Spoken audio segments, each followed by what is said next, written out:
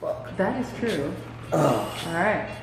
Rock and roll. All right. Podcast number 1. What up, L? What up, Lindsey? How are you? I'm doing good, man. How you doing? So please tell everyone your full name. All right.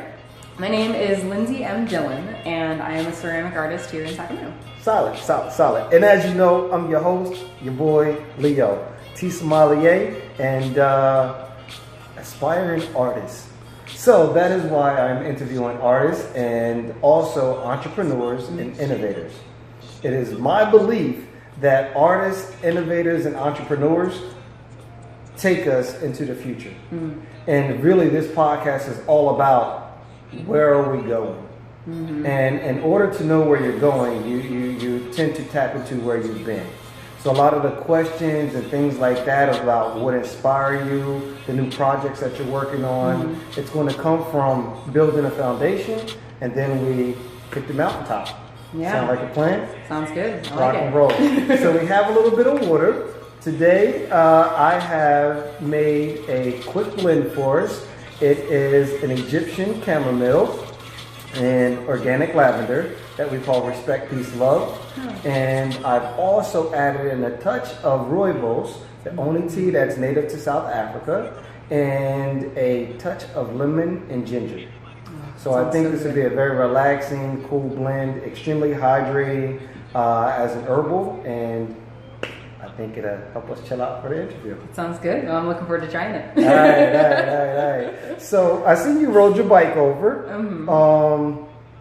Let's start there. As an artist, like you riding your bike, is that based on environmental concerns? Is it, I don't have a car, so I ride a bike? Is it that simple, or is there some kind of underlying belief in riding your bike and exercise? Is it mental, physical health? Is it all the above? Is it none of the above?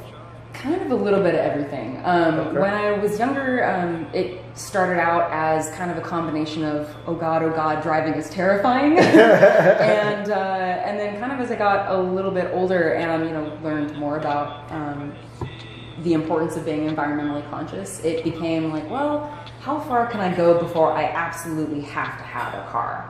And I found that it was incredible. Like, I went to school at UC Santa Cruz, and for 4 years, I never really needed a car. They had a pretty good public transportation system. And then after I graduated, we're lucky because Sacramento's so flat. So I pretty much found that for the most part. That's why I don't bike. Yeah. Everyone like the hills. I'm like, I'm done. Forget about it. Yeah. Oh my God, yeah, no. If I had to deal with like San Francisco hills, I probably would have started driving earlier. Oh, that shit is like a mountain. Traffic, yeah, seriously. Yeah. I'd probably have like monster thighs. Like, that'd be pretty. Actually, sounds kind of cool. I think that's why so many Asians are like, okay, never mind. Oh yeah. But yeah, they have like really nice legs, right? Yeah. Where it's like they walk everywhere, and they could just be where they live. Yeah. One thing really quick, if you could, it's custom in the tea ceremony for you not to serve yourself on a first cup. Okay. And what that is a sign of respect and acknowledgement for your company and the person that you're sitting with. Oh, okay. So should I go ahead and have a sip? Or no, I should do it. Yes. Gotcha. Yes. Please. Okay. Rock and roll. All right. Okay. All right. We are sit. Salute. All right.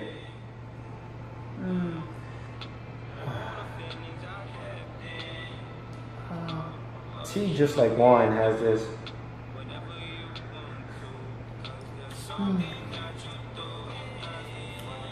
it's the 5 S's. You see it, you smell it, you swirl it, sip, and savor. So it takes you through a step-by-step process, and what the step-by-step process really is tapping into every sense of yours. And close to the end is finally when you get to taste it. But you enact all your other senses before you actually sip.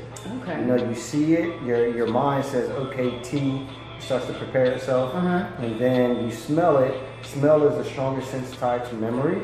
So it's like your brain starts to find something that it connects to, and then from there You swirl it. The swirling is going to give you an idea of the viscosity of it, like how it holds onto the side, which is like the thickness of the tea and how it sits on your tongue. From there, you actually taste it, and then you sit back and enjoy that shit. So talking about enjoying, we've already talked about some bike riding, right? And the belief system in that. How much does your belief and the environment play into your art? I wouldn't say that it's necessarily strong in the forefront. I mean, I think if you work with clay, there's an inherent respect for just the fact that you're working with earth. Let's start there. What is clay? Like, is it because I tend to think of something I see on National Geographic, like clay is like clay from the earth. You add some water in, and it's like mud huts. Is that kind of it? Where like you can sun dry it? I know a lot of people use kilns, maybe because it's not hot enough here. Like, tell us what clay is.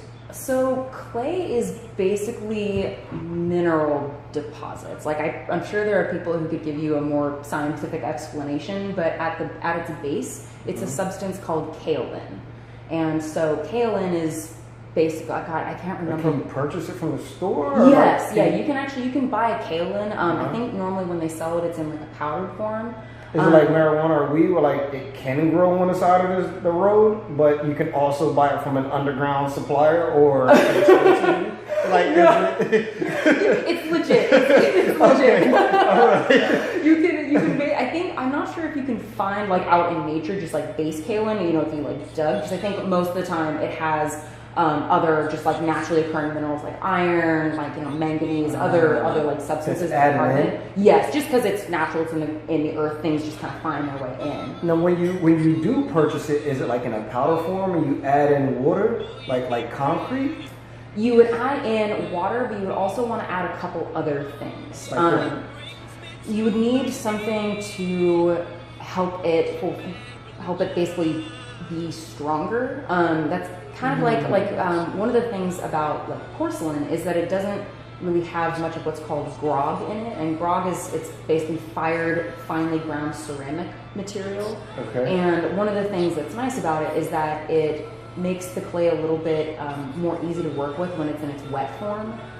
So like if I were to try and throw a bowl in porcelain and make it really, really big, I could probably get about this far out before it would flop over. And so different clays have different amounts of grog in them. I tend to use like a medium amount, so it's like just strong enough so it has a little bit more give, it's a little more forgiving to work with. Now grog, right? G-R-O-G? G-R-O-G, yes. Is that something that you can add in as you're going along? Like say I start off with this cup, right? And I may not need a lot for this cup, but I'm like, oh man, I want to make a fucking big gulp. Can I do that? And like, as it gets bigger, I'm like, let me add some more grog in. Generally speaking, you want to add those things when you're actually making the clay itself.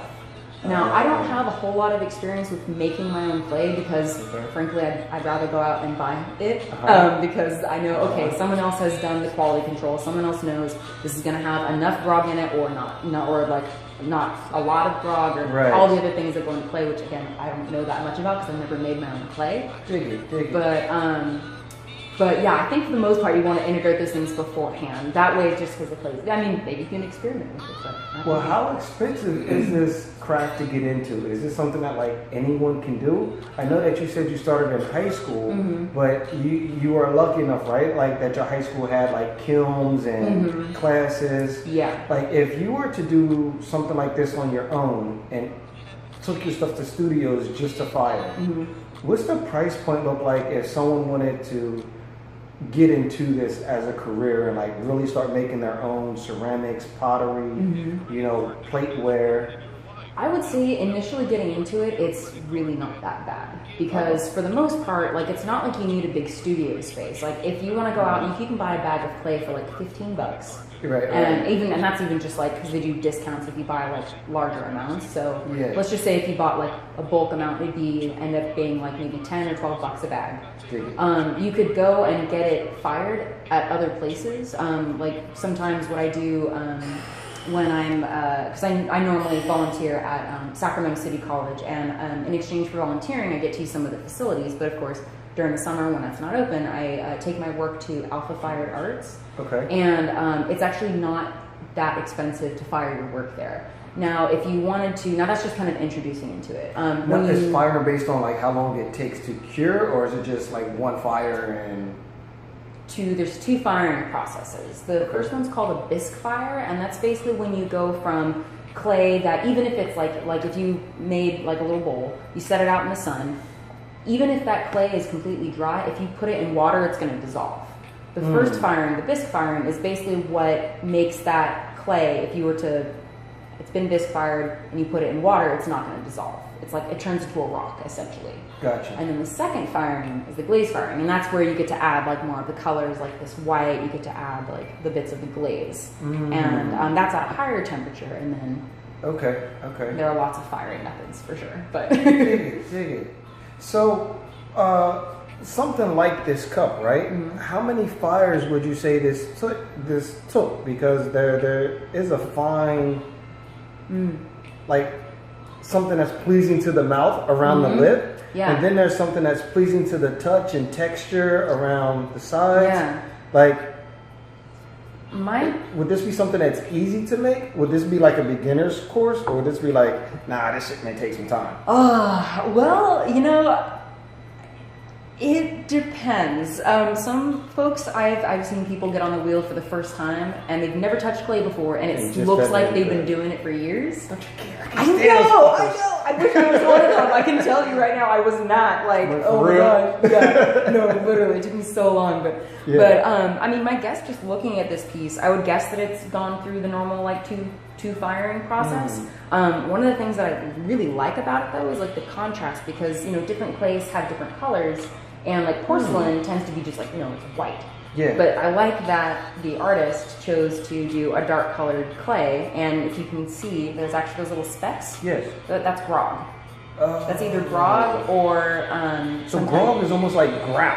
Yeah. When it comes to yes. Sometimes you can see it like that if the surface hasn't been glazed. So anyway, that'd be my guess. Yeah. But throwing on the wheel is definitely it's a wonderful, but for me at least, it was a challenging form to learn. What's really cool too is, so in the world of tea, right, you have a few different types of pots.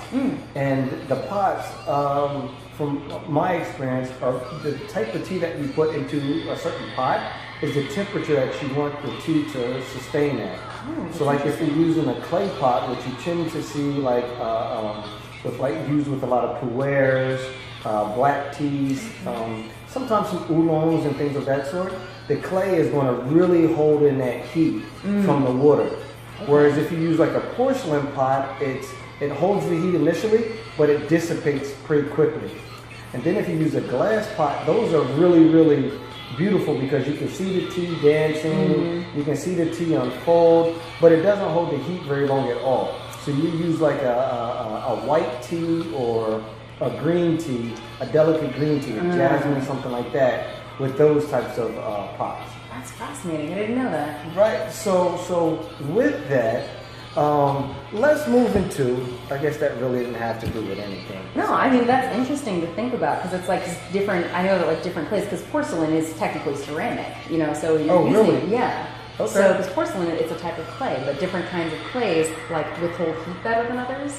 And as like a producer, that's one of the things you kind of want to like keep in mind. It's like that's the reason. I mean, well, part of the reason I don't use porcelain. It's also it's a difficult clay to work with. Now, if it doesn't, is there a correlation to the amount of heat it holds and its stability itself?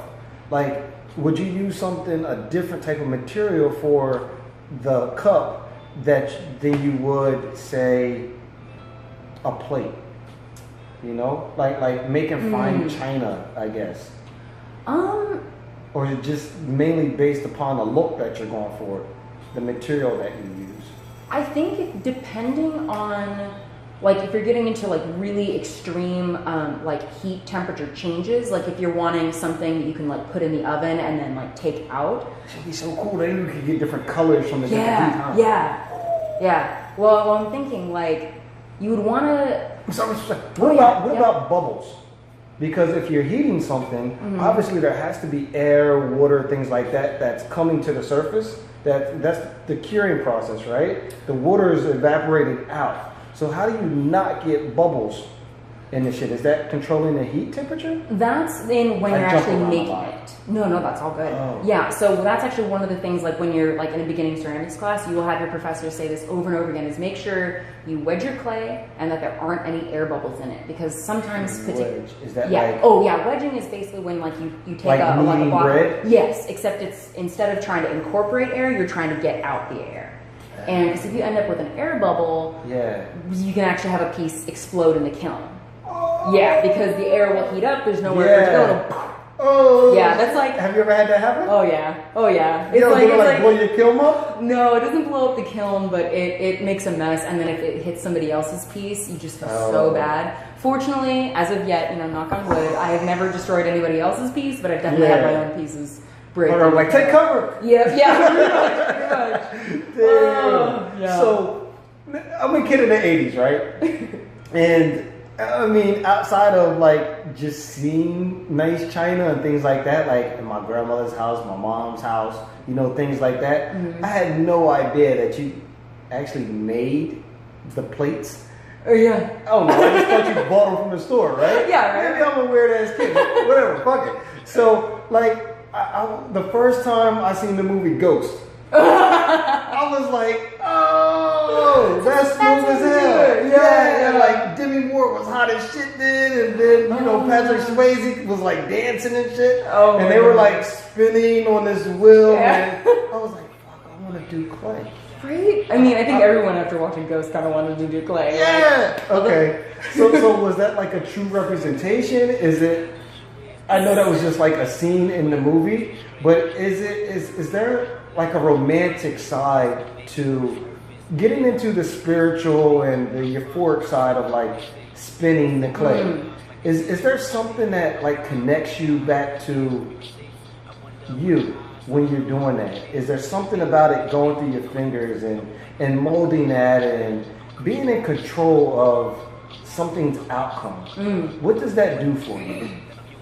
Oh man, I think in general it allows a type of focus that I'm not normally able to get, because I know, like there have been times where I've been sitting at the wheel and I'm thinking about other stuff and I'm not focusing on the piece, and then I mess up. The piece like falls over. So it's like there's an intense focus that comes with that. Immediate feedback. Yes, definitely. Pay attention to me. Yeah, seriously. It's like this play is just like, excuse me, it's all about me right now. Right. Like, don't go thinking about your boyfriend, Look, bitch. Yeah, seriously. Oh my god, and that's kind of one of the fun things about clay, is that there's this really interesting balance between having control but also not. I mean, like you have some amount of control when you're making it, but you also can consider, okay, almost like the personality of the clay, like porcelain versus something with more grog in it, Nice. Like the porcelain is going to be less forgiving, the one with the grog in it is going to be more forgiving. And then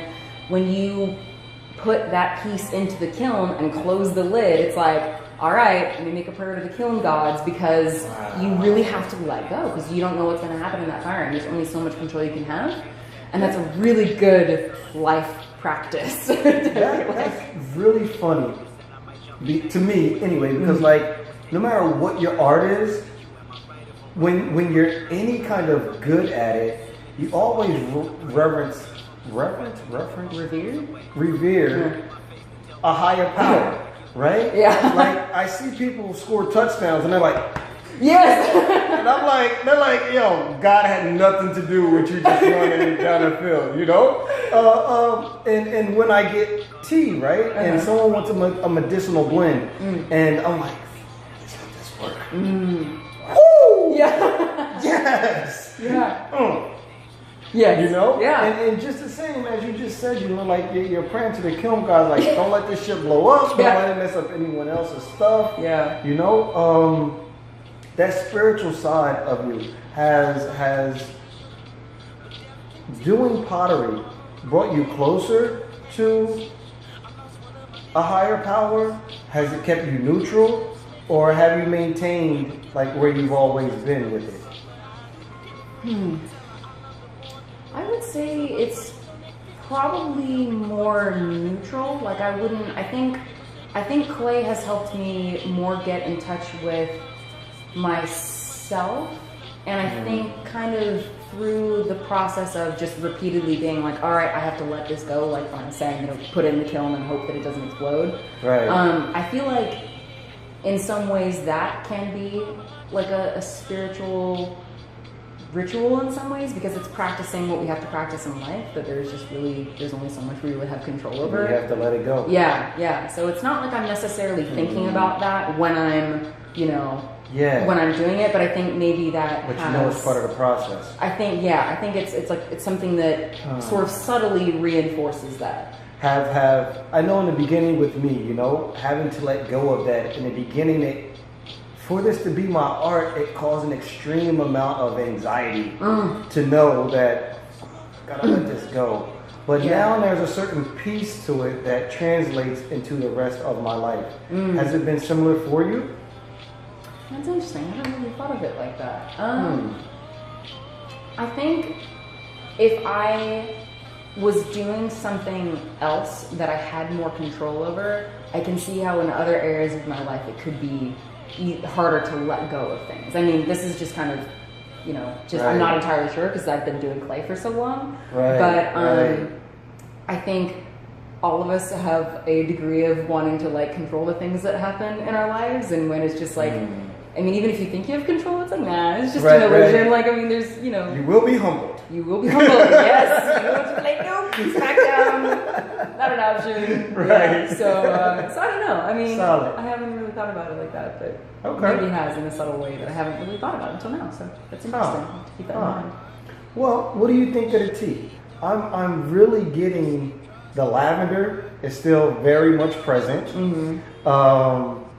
The rooibos heavily played in on that color. I don't know where. Oh no! Okay. Well, maybe you got to see the color a little bit, right? Wasn't supposed to pour that shit out on you, but let me pour that back. Right.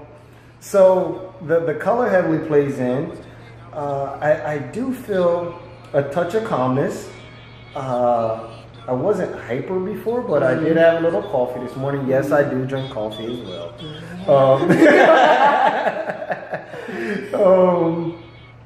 And the ginger and the lemon, there's a tang on it. But it's very much part of the finishing regime that comes in. Yeah. Everything else does its duty in the beginning, and then it has a nice little finish on the end to me. Yeah, I'm feeling the lemon and ginger kind of in the back part of my mouth, and I'm smelling. I feel like I'm mostly in the aroma getting more of the chamomile. Me too. But exactly. But I feel like the rooibos maybe is mellowing out some of the, at least that buttery to my palate. It mellows out what could be a stronger kick from the ginger or from the lavender. It makes it more earthy in some ways. It does have a great nose.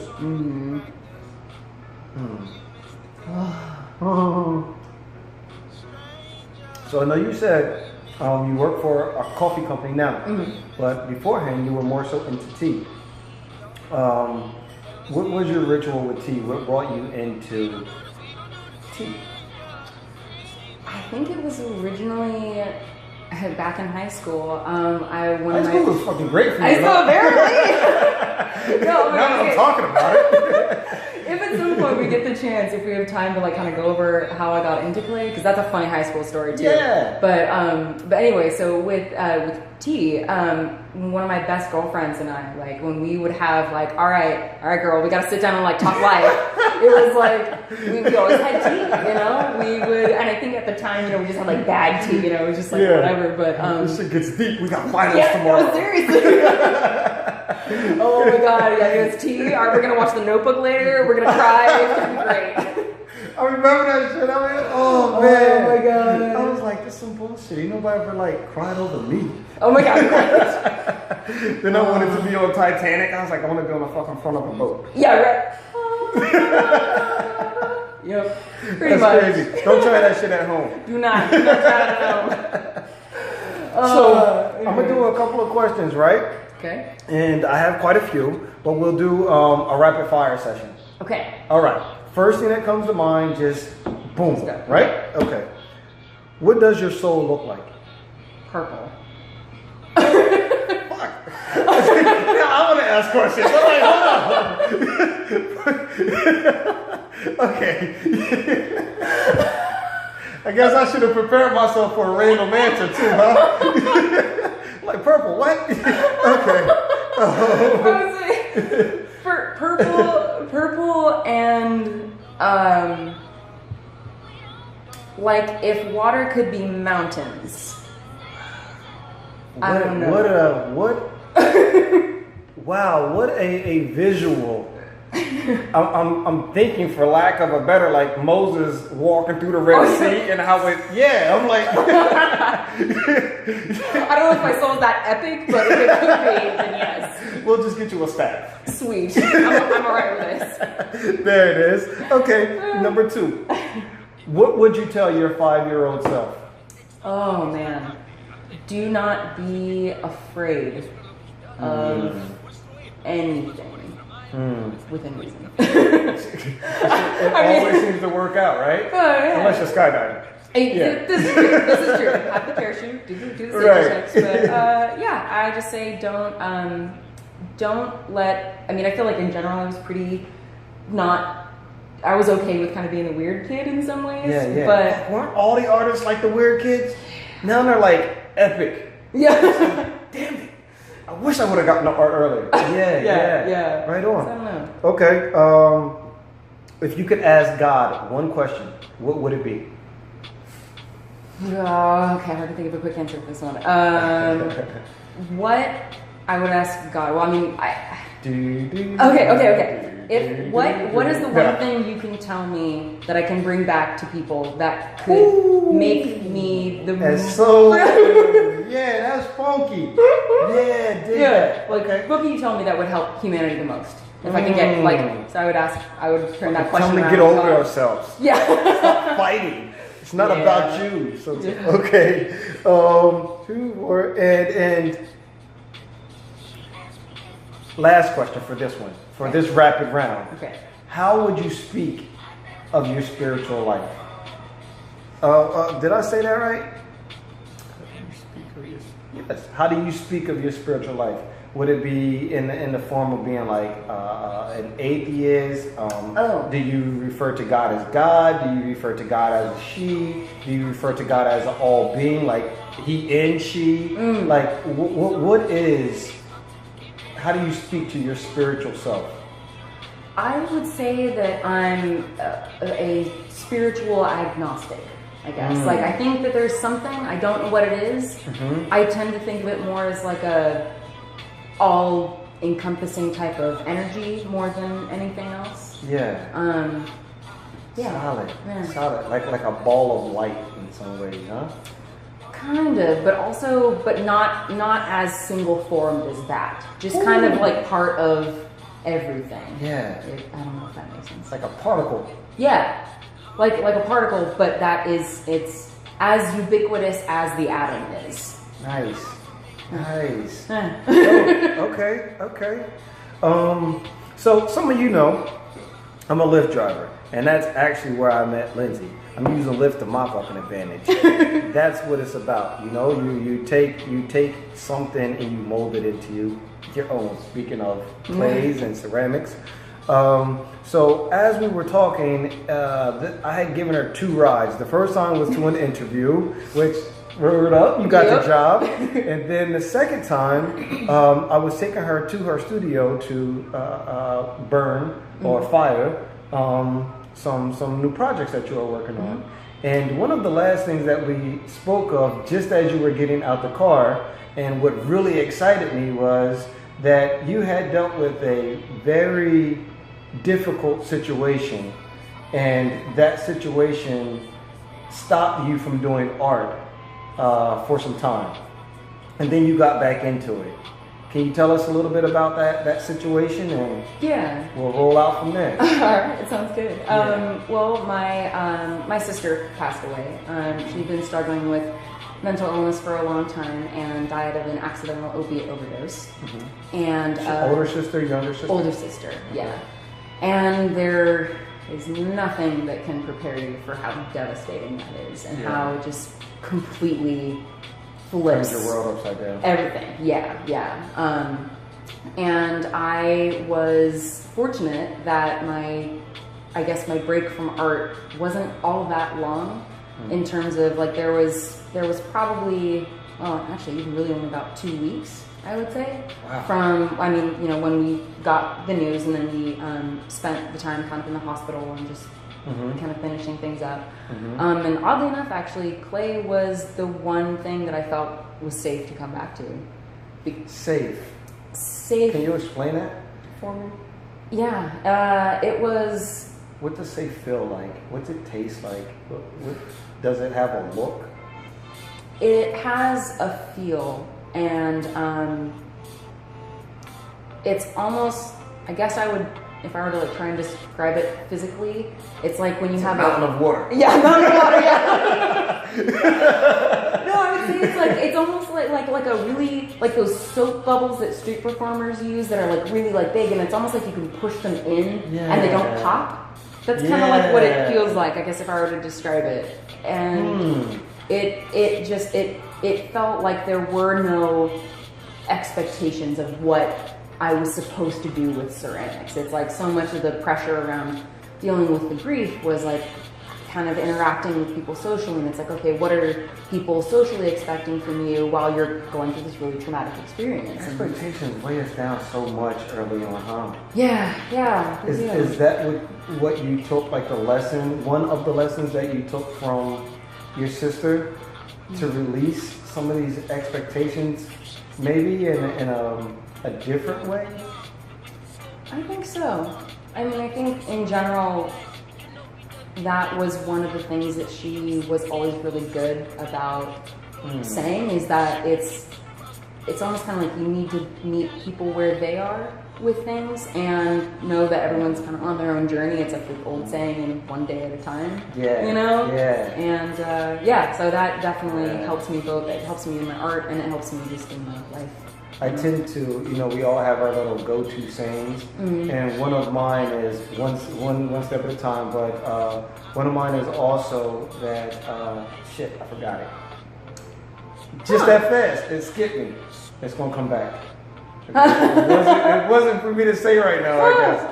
Okay, sometimes, you know, go with the fucking flow. That's okay. Just ball left. Okay, shut the hell up, Leo. It ain't about you. All right, you know, I'm letting it go. We talking about you right now. Sounds good. Just that damn quick. I'm humbled again, right? It's amazing how little it takes. It's like, yeah. I recognize it, right? Yeah. Shit, man. So when that happened, are you? How many siblings did you have? Or do you have? She was my only sister, only sibling. Okay, so are you closer with your family now that it opened up communication? Did you learn to communicate better? What are some of the positives, like all around, that your sister left you guys with?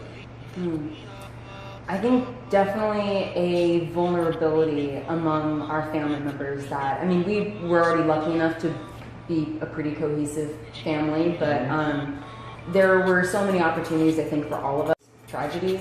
And I think the fact that, none of us decided to do that we kept ourselves open. Nice. That must be challenging. Oh, yeah. Like, you know, you talk about like the little random things that inspire you. Like, oddly enough, the show Supernatural was one of those things, because like you see what happens in that show when they don't communicate and they don't like open up, and how beautiful it is when they do. So like literally sometimes in the depths of just this grief, I was just like, all right, what would Sam and Dean Winchester do? And weirdly enough, that actually helped me stay open sometimes. So, you know, I guess... Stay open, yeah. I see these shirts that say, stay woke. You know? Yeah. Stay open. That's some shit. Stay open. Because it's so easy to close. You know what I mean? Yeah. And it's also comforting in some way until it becomes heavy. Yeah. But we tend to find comfort in being closed, and it's an illusion in some ways, you know, because really health is in socializing, health is in community, health is in sharing, you know, health is in that personable attitude. Yeah. You know, is personable a word? Yeah, we're going to call it a word. I like it. Yeah. Respect, peace, love. And I think within that, it's also knowing that it is okay sometimes to be by yourself But knowing that there's a balance to that, and just Right. also kind of knowing that you're the only person who's really going to know what that right balance is for you. Right, right. What is your balance now? If there's 7 days in the week, right? Like, if there are 8, you better tell me, because I need it. because I need it. Yeah. I got shit to do. Right? Oh my god, I can so use that extra day. Oh, that'd be amazing. Then I'm like, there's 9, really? Yeah. Oh, that'd be awesome. So 7 days in a week. How do you spend your time as a professional, as an artist, as a working woman, as everything that you are? How do you balance within a week? What's a day look like in the life of Lindsey? Oh man. Well, it depends on if I'm in the studio or in my part-time job. I work about 20 hours at my part-time job at Chocolate Fish Coffee Roasters. I work between probably 20 to 25 hours a week in the studio. Wow. And somewhere in there I balance family time, time with my boyfriend, and personal time. So I would say that most of my like kind of me time that I need when I do kind of need to kind of be like, all right, let me just be by myself. Yeah. I don't need a lot, but sometimes it can be something as simple as like, I'm gonna clean the house for like 2 hours and just not listen to music, not do anything, just kind of like clean the house, and that in and of itself can be really peaceful. Sometimes it's listening to a podcast that I like. Sometimes it's binge watching anime. And it's just like, yes! It depends. But I used to think they were the weird kids. And now I'm like, I wish I had the confidence to walk through downtown Sacramento dressed as a superhero. I went to Sac Anime this weekend. I dressed up on Saturday. It was so much fun. I'm like, I want to wear a cape. Dude, if you want some cosplaying tips, I will help you. There it is. I was so many people that you meet in a lift, you know, and this guy was like, well, you know, my family's not really into it, and da da da da, but I'm here anyway. That's right. And I was like, dang, man, because that's just not something that would have been cool to me then. But I was so caught up really in other people's expectations. And now I'm like, yo, you give me a Mario Brothers outfit, you know, again, you know, just things from the 80s. I want to be like Black Panther from the new Marvel series. Like, I want to do all these things, right? But I never had the confidence to walk through town in like leotards. And I mean, honestly, I still don't. I would need something else on, right? Like, I'm not the Superman dude that's going to walk around in red drawers. But it's awesome to me. I respect the courage that it takes from these people to do it now. And so I respect their art in that way. Yeah.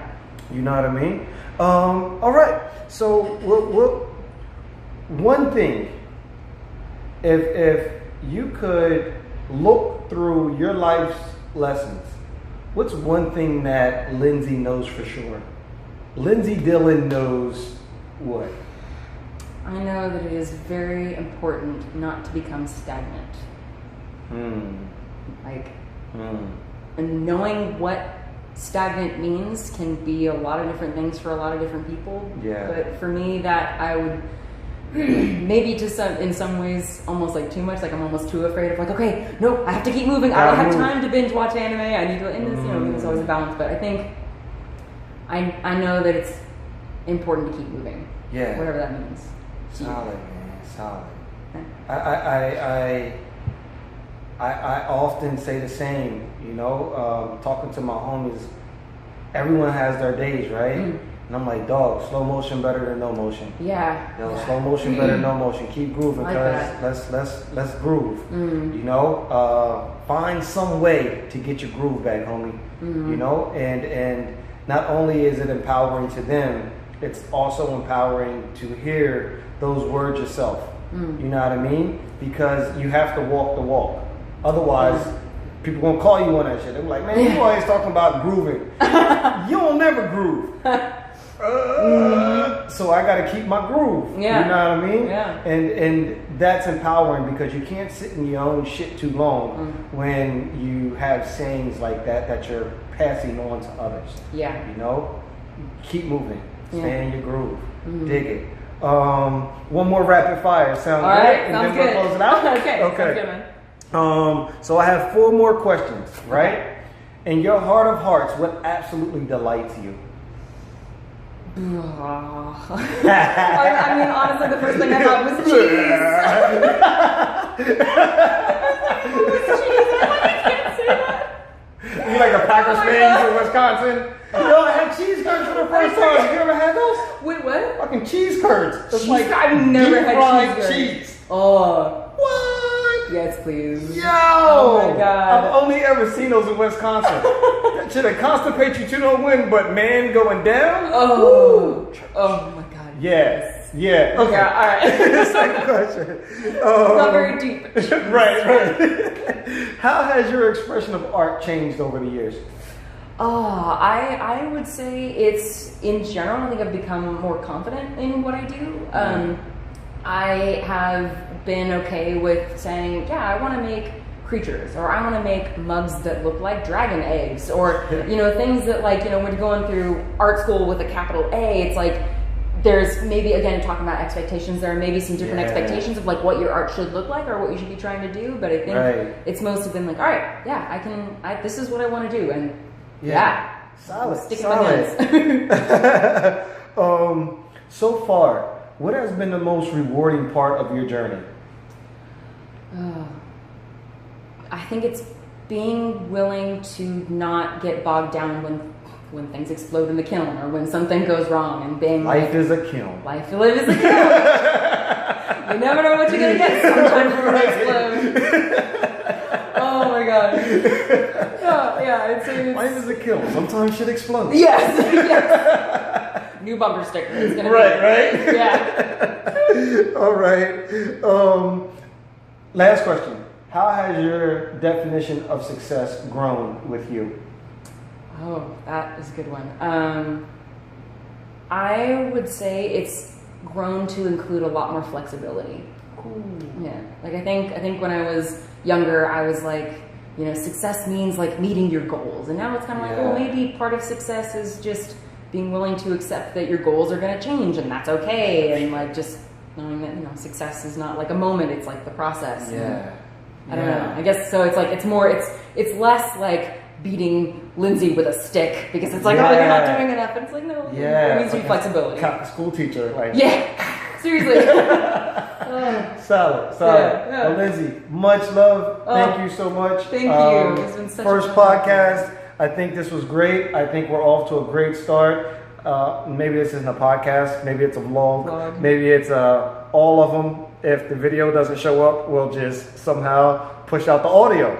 Sound like a plan? It'll work. All right. I guess I should come up with something very creative to sign off. You know, Jerry Springer used to tap me into that. Couldn't stand that show, but my grandmother loved it. So like, as I got out of school at 3 o'clock, she would be watching it. And the only part that really hit me was he always left with some kind of positive word, right?